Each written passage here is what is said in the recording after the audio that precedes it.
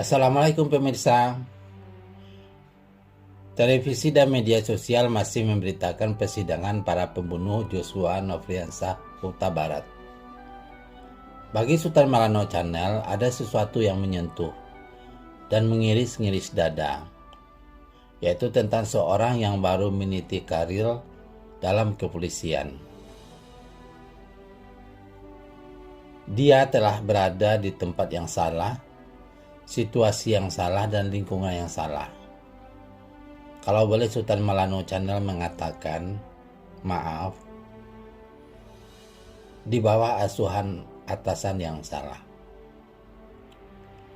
Seorang yang berpangkat barada, maaf lagi, pangkat terendah dalam kesatuan Polri, baru meniti karir, tiba-tiba terlibat dalam pembunuhan berencana. Katanya tidak kuasa menolak perintah atasan. Maka kali ini di segmen analisa, Sultan Malanot mengangkat hal ini tentang Barada Eliezer. Semoga pemirsa menyukai dan dapat mengambil hikmah dari peristiwa ini.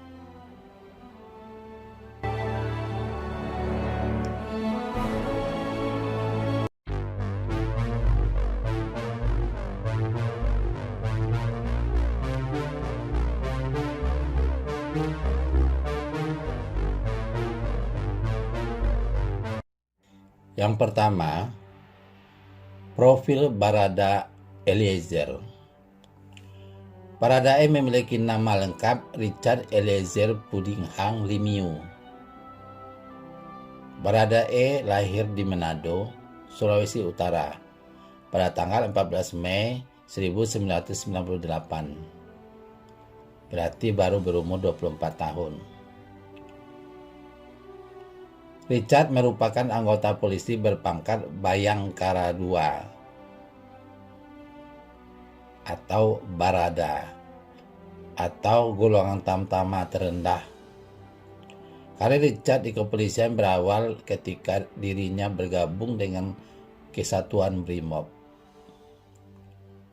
Richard bergabung dengan Divisi Profesi dan Pengamanan Kadif Propam Polri pada November 2021. Dari situlah dia bertugas menjadi ajudan Verdi Sambo yang saat itu menjabat sebagai Kepala Divisi Program Polri. Tak disangka, tugas Richard sebagai ajudan Sambo ternyata membawanya pada kasus pembunuhan Brigadir Joshua.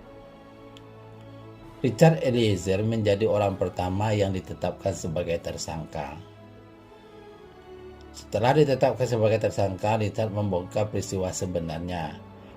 Dia mengaku diperintah oleh Verdi Sambo untuk menembak Joshua.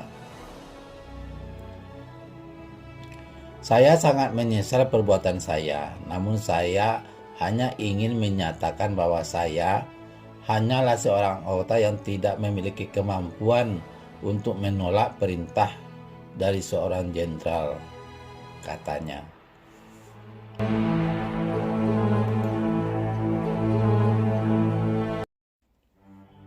Dua, pangkat Barada Eliezer. Ada banyak tingkat kepangkatan dalam kepolisian. Mulai dari yang paling atas adalah kelompok perwira tinggi, kelompok komisaris, kelompok bintara, dan terendah adalah kelompok tamtama. Tamtama ini juga banyak jenjangnya, dan Barada atau Bayangkara II adalah paling rendah. Berarti polisi yang berpangkat Barada adalah yang baru meniti karir sebagai polisi. Jadi Baradae mempunyai pangkat yang terendah dari ajudan-ajudan Verdi Sambo yang lain.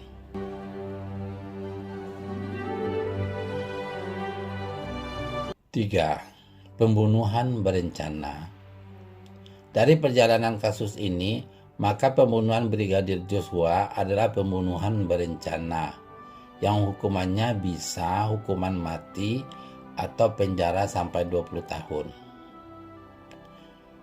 Jika pembunuhan dilakukan terencana terlebih dahulu, sanksinya diatur dalam pasal 340 KUHP yang menegaskan bahwa siapa dengan sengaja dan dengan rencana terlebih dahulu merampas nyawa orang lain diancam karena pembunuhan dengan rencana, dengan pidana mati atau pidana penjara seumur hidup atau selama waktu tertentu paling lama 20 tahun.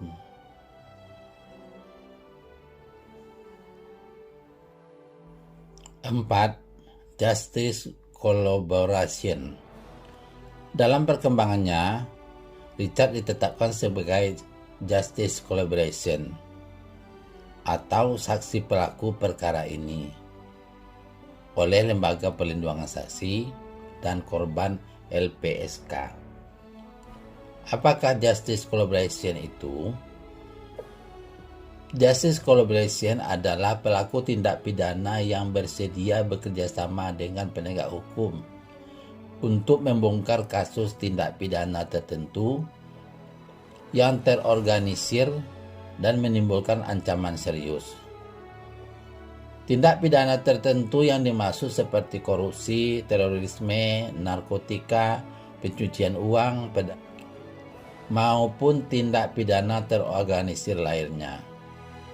Justice collaboration dapat disebut juga sebagai saksi pelaku yang bekerja sama.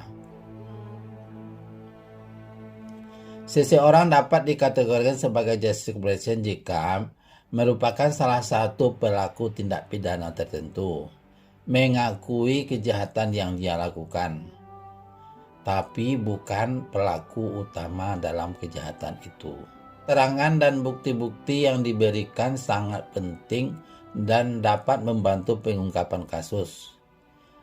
Pengungkapan pelaku-pelaku lain yang memiliki peran lebih besar.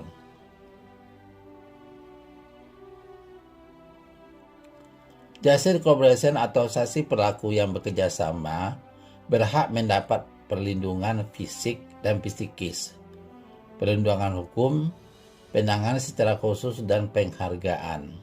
Penghargaan yang dimaksud seperti keringan tuntutan hukum, pemberian remisi tambahan, dan hak narapidana lain. Hal ini sesuai dalam ketentuan yang berlaku. 5. Bisakah Baradae bebas dari hukuman? Di Indonesia, aturan terkait justice collaboration tertera dalam Undang-Undang Nomor 13 Tahun 2006 tentang perlindungan saksi dan korban. Dalam pasal 10 ayat 2 diatur tentang hubungan antara kesaksian justice collaboration dan hukuman yang diberikan.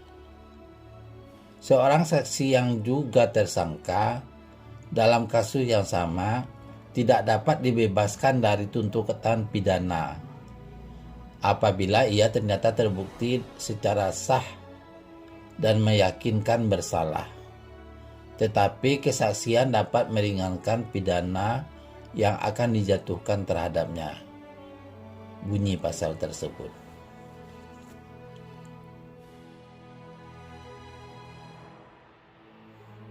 Enam, membunuh atas perintah atasan.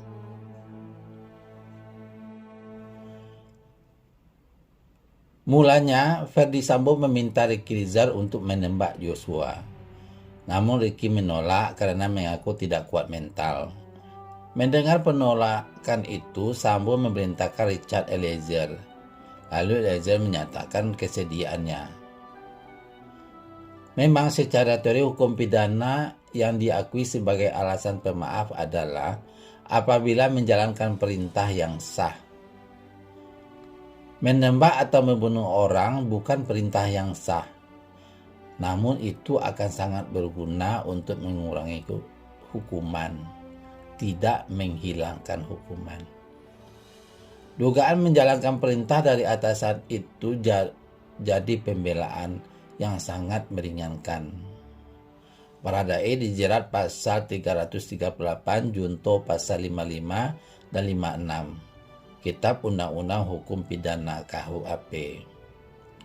Kesimpulannya, Baradae tetap akan dihukum karena perintah yang diberikan Verdi Sambo bukanlah perintah yang sah, tak wajib dipatuhi, namun meringankan hukumannya saja.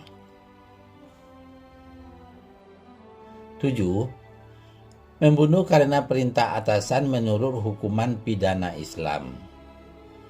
Mengenai kasus pembunuhan karena perintah atasan ini, bahwa apabila prajurit yang diperintahkan atasannya tersebut sama sekali tidak mengetahui bahwa orang yang menjadi korban dari perintah itu merupakan pembunuhan yang bukan hak,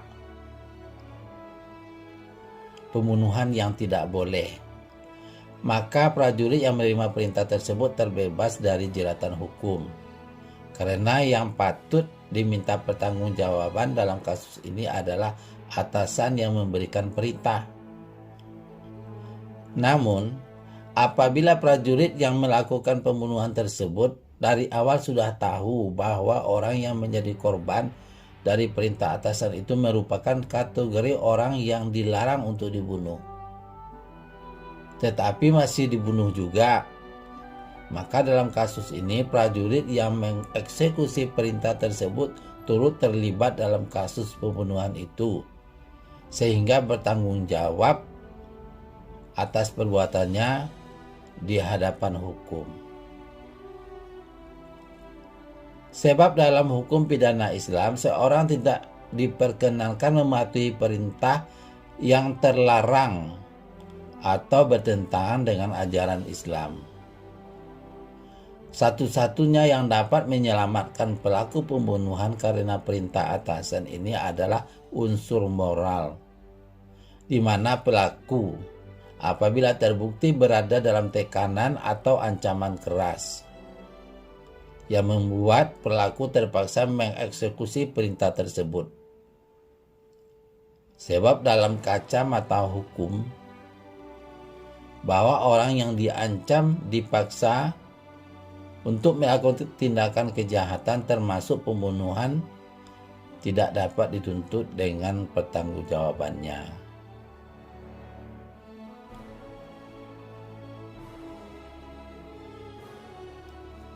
Demikian pemirsa, analisa Sultan Maulana Channel tentang Barada Eliezer dan hukuman yang akan menimpanya. Diambil dari berbagai sumber, tentu saja banyak kekurangan dalam penguraian. Namun mudah-mudahan ada sedikit menambah informasi. Kalau pemirsa mempunyai informasi yang lebih detail tentang hukum-hukum di Indonesia, silahkan komen di bawah. Kita doakan Barada Eliezer dapat hukuman ringan atau dibebaskan sama sekali. Jangan lupa subscribe, share, dan like. Assalamualaikum.